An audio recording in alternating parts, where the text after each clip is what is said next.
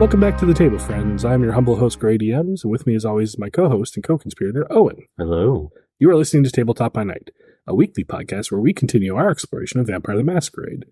Tonight, we gather around the table to answer the question, so you want to run Vampire the Masquerade? No, that was a disaster when I did it. Wasn't a disaster. I have some very good stories about that. Okay. It was very good. But, so today we're going to talk a little bit about our experiences running and playing. So between Owen and I, we have both run a vampire campaign. Mm-hmm. I have run Masquerade. You've run Requiem or Blood and Smoke. I think was the technical version that we did. But we've both had our taste of it, and also we've played you a lot more than I. Yes. So we have opinions about these things. That's okay.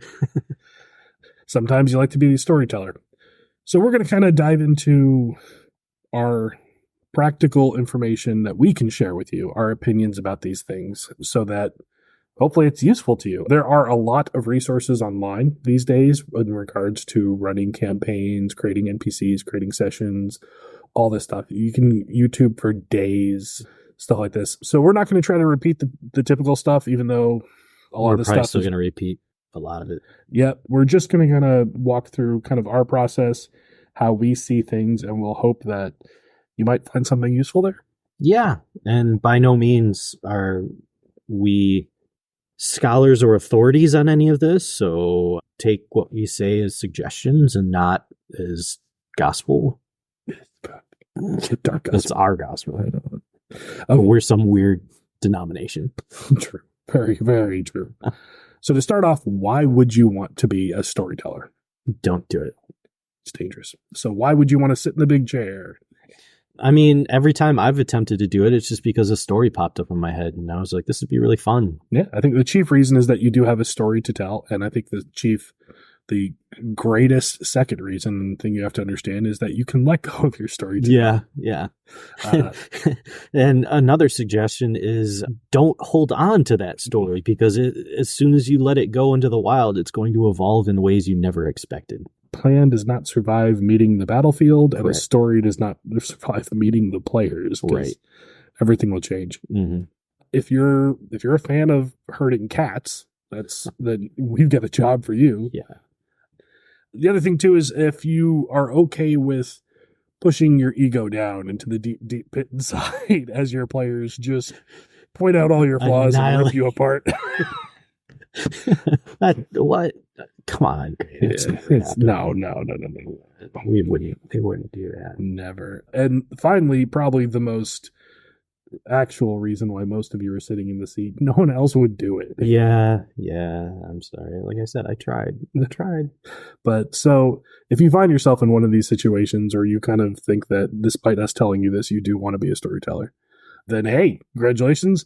Ready for our little impromptu seminar here. It's your first step to learning how to drink socially and constantly. Coping mechanisms are important. So I guess now we'll talk a little bit about what is the difference between storytelling or being a storyteller in a vampire or White Wolf game versus being a DM in D&D. My opinion of it, you got to be way more loose when it comes to vampire. There's so much more open freedom. It's a modern world with modern technology, so you have to take a lot of that stuff into consideration too. But yeah, I mean, you can still run into the certain pitfalls and problems that you run into in D&D too. So I mean, it's different yet similar. Yeah, there's a lot of overlap. I think you hit a couple points that I brought up here. Definitely, you can take advantage of what's already exists in the world. Mm-hmm. That's Google Maps is just a brilliant tool that you can use to be like, oh, what is on the other side of that field?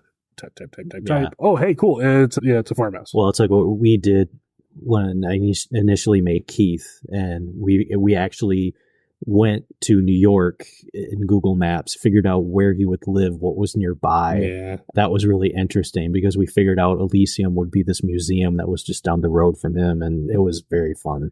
Yeah, one of the benefits of Vampire is that you do have that connection to the real. Mm-hmm. And sometimes that little bit makes it so much more interesting or more provocative. Mm-hmm. So yeah, Vampire generally more political, less exploration focused, has a greater focus on interacting with entities like NPCs and stuff like that. Mm-hmm. And then another thing to note is that the antagonists in Vampire are often just NPCs and not necessarily monsters. Yeah. So these do color the way you're going to do things just differently. Mm-hmm. Mm-hmm. So some things to do before you decide to start telling people that you're ready to play. One, you got to learn the rules. Yeah. Even if you're not going to remember all of them, you got to at least do a pass through the rules, look up some YouTube videos about how to play, and then crack open the book and read it so that you're going to be the foremost expert at the table. And more importantly, what you want to understand is the spirit of the rules so that you can make your judgments when issues come up. 2, you're going to want to learn the lore. Obviously not too much. Otherwise, this podcast would be a lot better. But also because you may want to change parts of it. There may be things that you want to do differently. Our vampire lore that we reference a lot of time is pretty loose.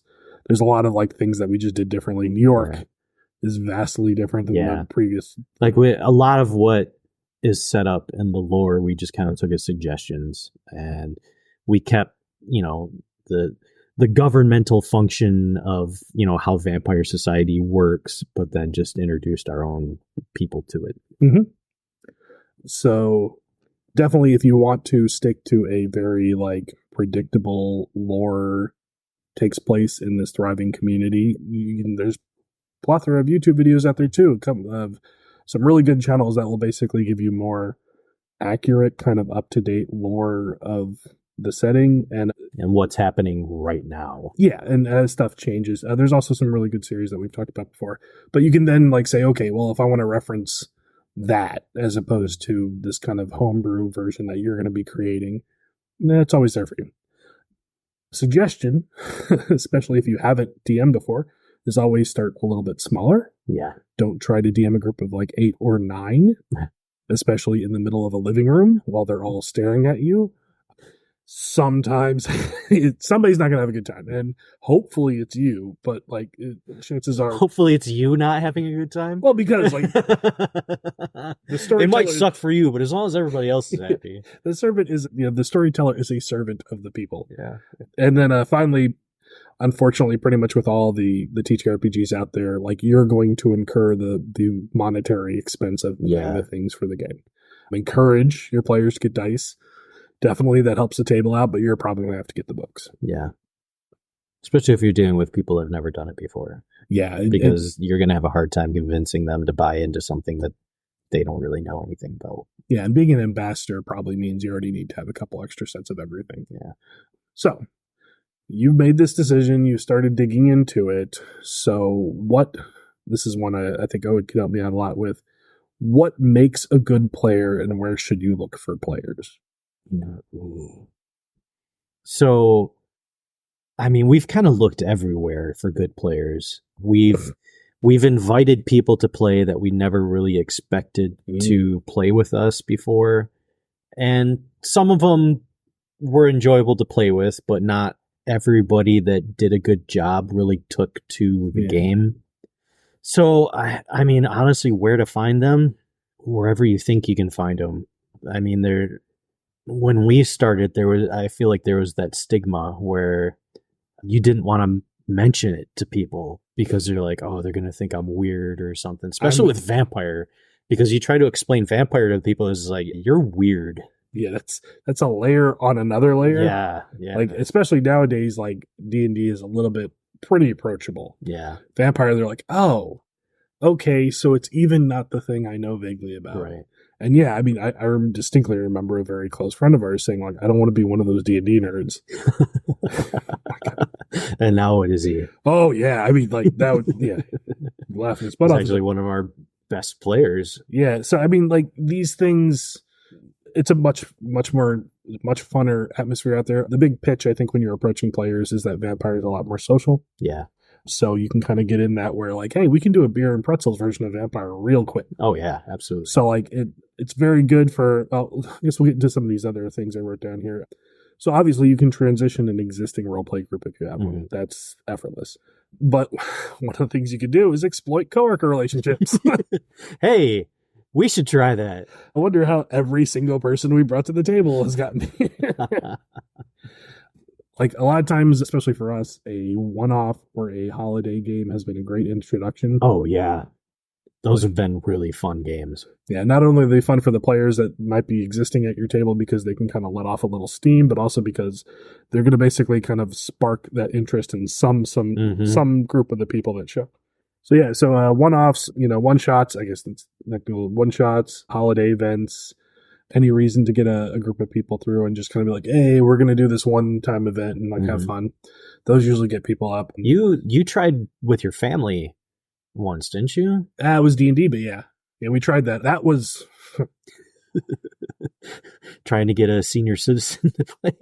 Well, so one of the things that happens, and like I think many of you may encounter this kind of behavior, especially nowadays, is because it's more accepting.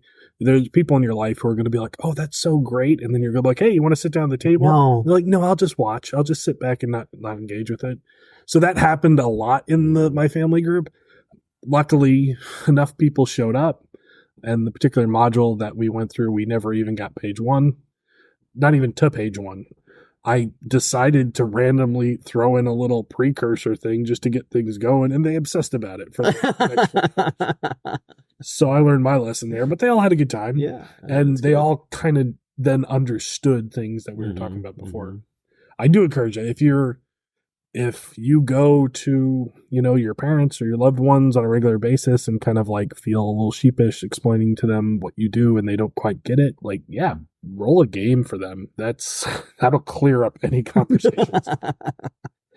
I'm just thinking about the horror show it would be if I ever tried to get like my dad to try to do this. It would just be like, oh God, no, this guy doesn't even want to admit, like he's, aging and, oh God, just be terrible. I'd be really, it's more for me, like in that scenario, it's more of like, I don't know what that train wreck would look like. Yeah. So I'd be like, it would be a train wreck. I'd be like, what is it going to end up with? This is going to be interesting, but it's something to do. So yeah, so I'm sure there's a bunch of other advice out there for reaching out and like, going onto social media and things like that, looking for people.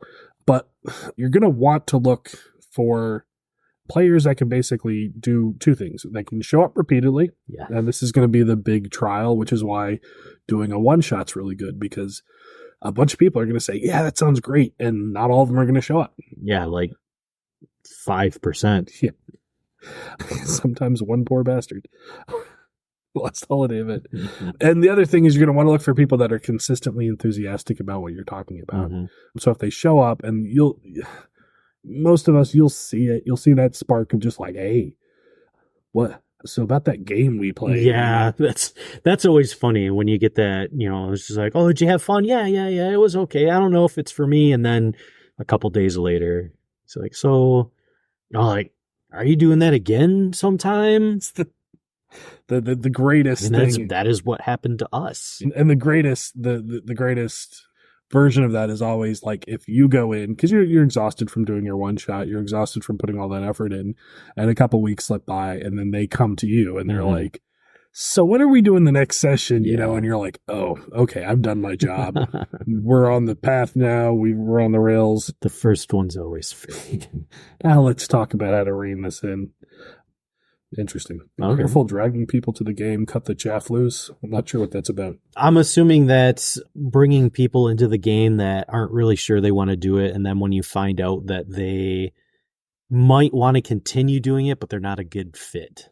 Yeah. Okay. So maybe that's a better point than I was looking at. Like there is something about maintaining a table. Yeah. It's really good to play one-shot events or small little mini campaigns with a lot of people and giving people a chance to play and kind of taking a step back with your ego and like, but like if you're going to invest like every Saturday or whatever your routine is into this, and especially we're going to talk about this throughout this, if you're going to put the effort into developing this game for people to enjoy, you have to be able to rely on them to just the bare minimum of showing up, engaging, and not actively trying to destroy your stuff. Yeah. So like it's a give and take. And a player actively working against the group can be an extraordinary hindrance. Yeah. And I don't mean like role play wise or story character wise working against the group. I mean like somebody that's just like, yeah, I just want to piss people off. Yeah. So I think that's why one of the reasons I wrote that was because I was thinking back to the first game that I ran post our DM breakup. Mm-hmm. Yeah. And when we all got together, one of the players basically, without letting us know that this was his, really just tried to tank the game. Yeah. And in very bizarre behavior, like just kind of trying to be like, oh, no, I'm modeled after this character from Warhammer and I just want to kill everything. And I just, and look how strong I am. Yeah. And looking back on it, problematic character may have been tied, like loyal to the person that kind of left. It's a complicated situation, but ultimately we didn't understand what was happening. But when they left, that game became very good. Oh, yes, it did. And so you sometimes it's not going to work out, and you have to like think of your table as something that is kind of nurtured and grown and built so that you're building all these trusted relationships across it so that everybody can have fun and can do these things without like thinking like, oh, what do they really mean by saying that? Or like, oh no, they're just being their character. Or, it's a work in progress. Okay. So moving on, let's talk about, so you decided to be a storyteller. You found the people now, which is, that's probably 90% of it right there. Yeah. And you made the decision to basically do a campaign. So what about session 0 or really like kind of before the campaign even starts? Let's talk about things that you're going to kind of have to think about, contend with, struggle with. So the big bad evil guy is scheduling. Yeah. 100%. Like that is going to be the biggest hurdle you have in getting people to the table. Just as adults, it's so easy when you're in school because everybody's desperate to just get together and do something. But as soon as you become an adult, oh my God. Family, children, marriage, all of it just kind of destroys that. I mean, core part of our table has not been at our table for years. Yeah. And it's felt. Yes. What you want to do is you want to basically talk to the people that claim they want to be in the game and you want to get commitments from them. So you want to get like, hey, are you going to be there on a regular basis? And tell them too, like, we're talking about people that you've already decided you want at the table. So like, hey, like I want you there, but I do need to know how often you're going to be able to make it. And if you can't, I need to put something into the game to compensate for that. And a heads up, like the day before is not great. Yeah, absolutely. One of the things that can help here is having a session 0. So a session 0 basically is everybody shows up and they talk about the characters in the game and basically what they kind of want to do, what they want to get out of it. Mm-hmm. And at least then people have to show up to that. So like there's another one of those cases where if a person doesn't even show up to session 0, you just write them off. Start having that conversation about like, I don't think you can do this. Yeah. And that's also a really good place to create bonds between characters, kind of segueing a little bit to another thing. Because it's really fun to have characters that have some kind of history. Oh, absolutely. I mean, Vampire is a social game, so kind of tying in at least something between the different characters is a pretty good idea. Mm-hmm. Session 0 can help with a lot of things. Tool-wise, Discord is probably king now. Yeah, it really is, because you can use it for scheduling. You can use it for in-character conversations. It's great. It's free. It solves so many problems, and it's just there. And it works really if your group can't meet up, but people are available. It works as a good medium to play a game just online. Yeah, I mean, we did it for a while. There are alternatives that could be better for video quality and things like that, but like nothing beats the ability just to hop on a call and run a game. I think some of these are a little bit out of order, but one of the things you want to do before basically you start a campaign in this initial phase where you're talking to people and stuff is you do want to build a social contract. And you may, via Discord, you may want to do this in writing, maybe not, but basically the social contract is going to be an understanding that all the players have as far as everything really, like when you're playing, when you're showing up. I usually put together something along the lines of like explaining, hey, what I say is law, but I'm doing it for this reason, because you can come talk to me after the game and, we can have a discussion about any rule you didn't like. And I might be like, you're right, I totally screwed that up, but not during the game, so that we don't spend time, our precious time in the game, like going over something. Also, there are things like areas that you don't want to talk about, or icks, and then things that are uncomfortable and you don't want to be brought up at the table. All those things really need to be talked about before you start playing the game, because running into them just means that you're going to have a problematic experience. In a well-cultivated group, pretty much everybody knows that about each other. So like you don't run into it as much, but it's very important if you're starting a group. Vampire is a game that hits on a lot of these areas. Yes. So explicitly talk about these things. Just do it. It's worth the time. Also, you're going to want to set expectations for character building. So, for example, maybe limiting people to certain books so they don't go online and research books and stuff that shouldn't exist in the game. But also things like, hey, giving him a time frame. Like, I need your character to be made by this time. I need you to do these backstory things so that I can then work that into my world. All of this back and forth between you and the people. Always plan worst case scenario that they're not going to do it. It's like, but you want to build these things out ahead of time so that they've got the ways that they can be creative and pass you information that you can then use in the game. For Grey and I, it's Chinese food lunch. Yes, Chinese food is the key to all creative endeavors for us. Long discussions with other patrons looking at us strangely. Why are you ranting about that? But also, you just yell blood. Blood for the bad God. Also, it's a really great time to listen to what your players are excited about.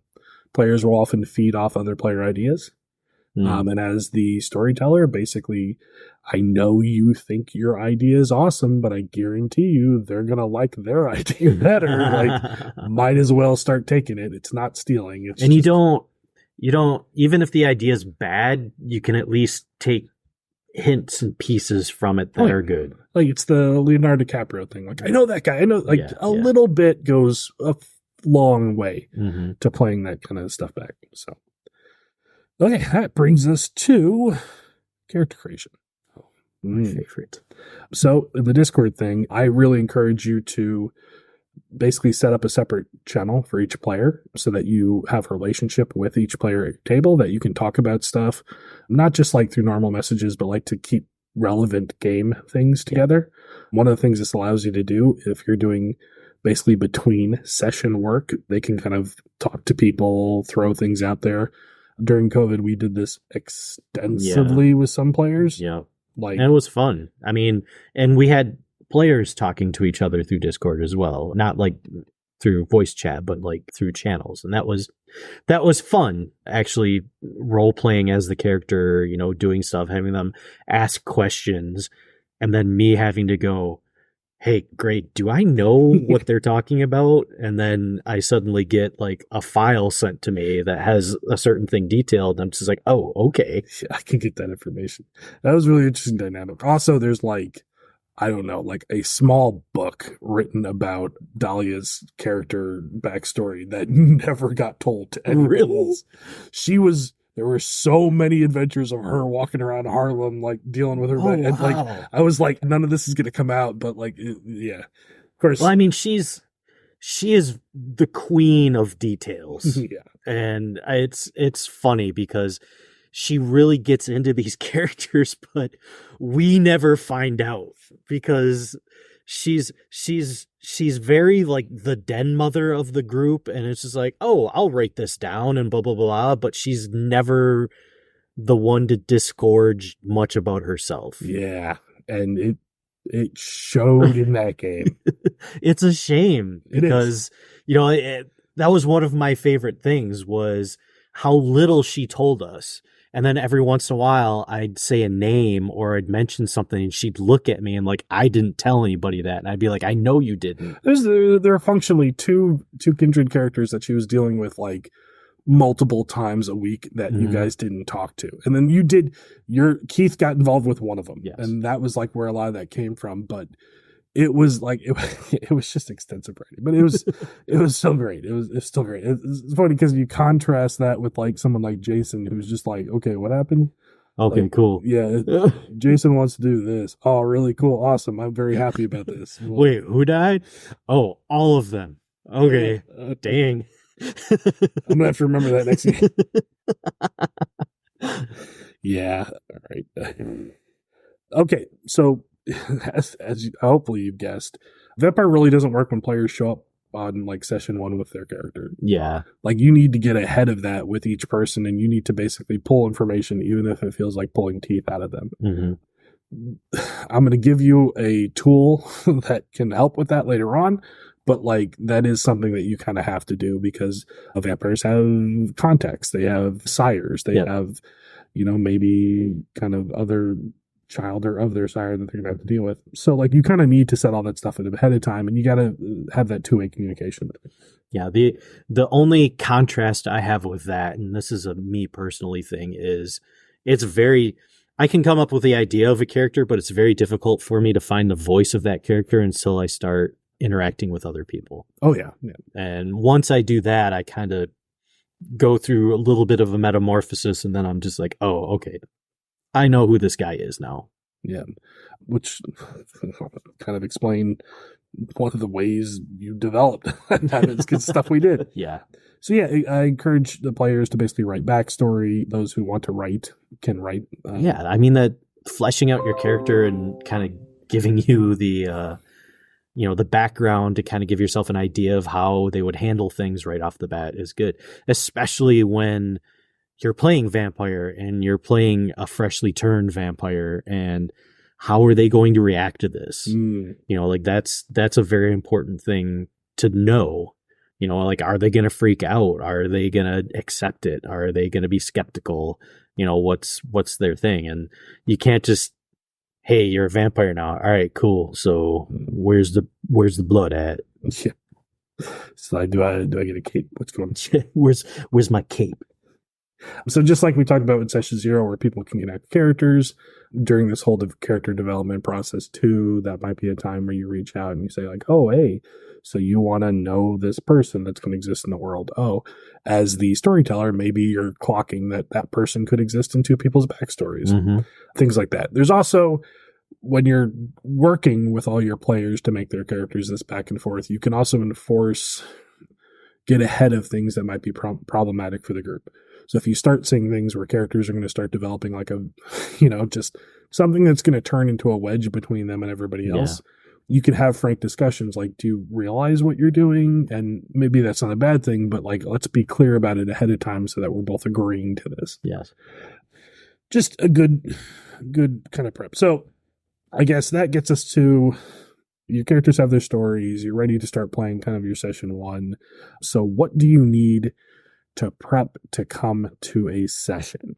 So like what does that look like? In D&D, we're talking about maps, we're talking about books, we're talking about all this stuff. For Vampire, my advice is basically that you really need to find the level of preparation in which you feel comfortable.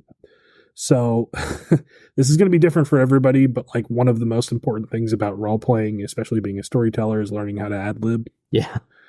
We're going to kind of go in detail into ways to think about this later on, but like you can't just negate that through prep. No. The world that you're playing in is too vast, So, and then sometimes you're going to be bad at it. Sometimes you're going to be good at it. You get better at it by consuming media and experiencing things in the real world. Like players are always going to basically throw a wrench by going into a gas station you didn't talk about, or like trying to, and just go to gas stations. You have to, or point out the building that you want them to go into. And they're just like, all right, well, I'm going to climb on the roof of the building opposite. What kind of building is that? Who's inside of there? I need to break in. Yeah, I forgot they did that to you. That's like on the roof. Okay. Yeah, I guess we're doing this. Okay. So don't underestimate your ability to ad lib. And this is just my advice, but punish them when they do that. Make them regret that they looked at the rails and they decided to go a different direction. Make them feel bad. Like they broke into a house. Oh, this is some pensioner old woman's house. Well, yeah.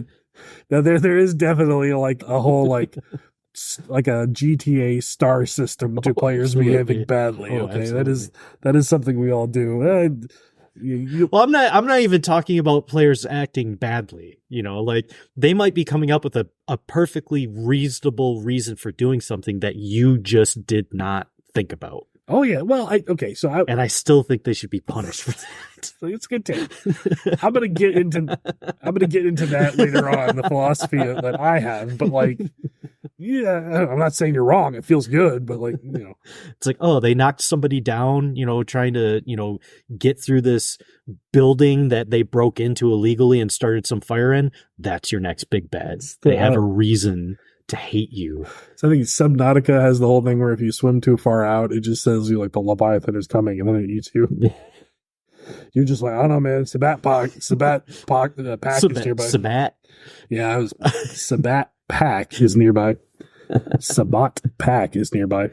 Some word problems today. You can go no further. So one of the tricks that can help player buy-in, because that's essentially your currency as a storyteller, is having someone at the table recap the last game. Yeah. Which I hate. I know, right? Because everybody's like, well, what happened? Tell us what happened. Like, and I'm like, no, that's your job. And the first time you do that to the group, especially if you put either a punishment or a benefit to it, you'll notice someone start taking notes. Someone who didn't before will start writing stuff down. And that is like in our group, we always look at one particular person when. What do your notes say? The other thing is I do encourage interact between sessions. I know it's difficult if you got a lot of stuff going on in your life, but like depending on how you schedule your sessions, we have kind of ended up doing bi-weekly where we used to do weekly. And it sometimes like you just get the point where like life has just happened in between sessions and you can sit down at the table and you're like, I blanked. What was going on? What was I doing? If you start doing any type of little between, like maybe just a little update, little message, oh, hey, you get a message from the prince or something like that, it just pays off so much. And it's funny because every once in a while when that happens, I get excited because I'm just like, oh, I get to think about this thing that I only get to think about, twice a month. Yeah, I mean, it's great on that, like, Thursday, or, like, I got another week, but like, ooh, did that person just mention something that they shouldn't have mentioned to me? Ooh, I had to write that down somewhere. So next time, like it just pays off. And so the other thing, just as a storyteller, ensure that all the gaming materials are going to be present and don't rely on the players to do that. Yeah. So make sure their dice, if they forget them, make sure they are children. They will need you to hold their hands for the simplest of tasks. Yeah. Well, in our room, we literally have drawers of supplies, extra dice, paper, you name it. We have a lot. We do. And many years of playing, I've built up a supply, including a couple office places going out of business. Required more supplies. So actually, I think this might be a good pause point. This is probably going to turn into a 2-episode thing. Oh, okay. And I think this is a really good point where we can go into our ongoing exploration of characters from our game. So okay. I believe, Owen, you have a character waiting. Oh, you want me to go? Figured you go first. All right. Oh, how do I want to do this? I'm doing this one in the voice of the character. Ooh, and I'm wondering if I even want to try to butcher an accent. Recorded. Prosperity. Oh God, that makes it even worse. Oh God. Do it. All right, we're gonna try this. If it sucks, I mean, you guys will just know I'm horrible. I'm sorry. This is gonna be sick. This is gonna be bad. This is really hard. All right. They say the voice of God is like a gentle breeze that stirs the soul and soothes the troubled mind. But let me tell you, my voice was never a breeze. It was a storm. It was the crack of thunder and the rumble of something dark and hungry rolling over the fields, making folks look up and wonder if maybe this was the night everything they'd worked for would be swept away. Even as a boy, I knew how to turn heads with just a word, to make the hairs on the back of a man's neck stand on end, to make a woman glance over her shoulder as if she felt me there, watching. I grew up with nothing. In a place like that, you learn to make something out of nothing. My daddy was a mean drunk with fists like hammers, and my mama had a face set like stone from too many disappointments. The soil in our little corner of the panhandle was dry and cracked as the people who tried to scrape a living out of it. There wasn't a soul in that town who didn't have dirt under their fingernails and prayer on their lips. But faith doesn't fill an empty belly. That was a lesson I learned early. We didn't have a church, not a proper one, just a sorry excuse for a preacher who'd drift through every month or so. I remember watching him set up in the town square, his voice rolling out over that sad little crowd. I watched the way folks hung on every word, saw the glint of hope and fear in their eyes. That preacher knew his trade, used words like a blacksmith uses a hammer, shaping hearts and minds until they gave him what he wanted. And when he left town a few days later, there'd be a new notch on his belt and a few less coins in everyone's pockets. He was gone, but that hollow feeling he left behind, that stayed. But what stuck with me most wasn't the words themselves, it was the power. What that preacher could do with just a look, a turn of phrase. He'd talk about heaven and hell, about redemption, but all I saw was that the way his smile spread when he passed the collection plate around. I was young, but I wasn't a fool. I saw the way he looked at those heavy pockets, like a starving man eyeing a plate of roast beef, and I thought, that's the real gift right there. That's the kind of power a man can live off of. So when I was old enough to turn my back on that godforsaken town, I did. I left my daddy to drown himself in his whiskey and my mama with nothing but her Bible and that sour look on her face. I took the back roads, learned to preach from whoever would teach me, set up in a dusty crossroads town, places the world forgot. And I was good. Lord, I was good. By the time I was 20, I could make the God-fearing folks around those parts cry and shake just by talking about the fire and brimstone waiting for them. But it was the hope that got them to open their wallets. Promise a sinner a taste of forgiveness, and they'll lay their soul at your feet. Hope is what makes the wolves line up to be sheared, and I wasn't just handing out blessing. I was milking them for every last drop of devotion they had, and when they were empty, I moved on. Some nights I'd feel a pang of guilt. I'd lay there alone, staring up at the canvas roof of my little tent, listen to the night noises, the frogs, the crickets, the wind rustling through the trees. I'd think about the hungry looks on those people's faces, the way they'd clutch my hands, whispering desperate pleas for healing, for help. It wasn't that I couldn't give it to them. I could. I just didn't want to. Not when there was more to be had by letting them want. By the time the 1950s rolled around, I knew I was meant for more. Tent revivals were for small fry, and I had bigger fish to fry. I saw the rise of TV preachers. I saw men like Billy Graham on the screens, their voices washing over people in waves of glory, and I thought I could do that. So I did. Set up my own studio in Jacksonville, scraped the money together from donations, peddled myself as the next big thing in faith healing. And wouldn't you know it, the people came flocking. I had them eating out of my palm of my hand. I'd stand there in front of the camera, looking straight into that little black eye, and I'd talk about love. Not the kind of love you read about in Scripture. No, I sold them a love that hurt. I told them God's love was a jealous love, a demanding love, one that requires sacrifice and devotion. I told them that the more they suffered, the closer they were to God. It was the kind of sermon that made them squirm in their seats, made them clutch at their rosaries and pocketbooks a little tighter. And then the money came pouring in. Hundreds, thousands, tens of thousands. I started God's Eyes Ministry, a name that still makes some of the old-timers down there go pale. Had churches popping up across the state, an empire of faith stretching from Tallahassee to Miami. People thought I was God's right-hand man, a miracle worker who could heal the sick and bring peace to the troubled. But behind the curtain, I was a devil in silk robes. My enemies would disappear. Folks that crossed me would suddenly find themselves disgraced, ruined. I had politicians in my pockets, cops on my payroll, and I started dealing with a different kind of power, the kind that comes in powder and bricks. The 70s brought the drug trade to Miami like a hurricane, and I opened my churches to the highest bidders. Medellin, the Cubans, the local syndicates. They needed a place to launder their money, and I needed the funds to expand. By the 80s, I was drowning in it. Cash stacked to the ceilings, powered like I'd never known. But it all came crashing down. The FBI sniffed around, started digging. By 89, they had enough to bury me alive. I knew the end was coming, knew that everything I'd built would turn to dust, and that's when she appeared. I was sitting in my office, lights dimmed, bourbon sweating on the desk.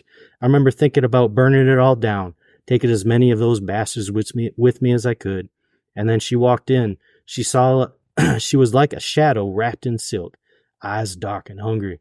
She offered me a deal, said I could either die broken down man or become something more.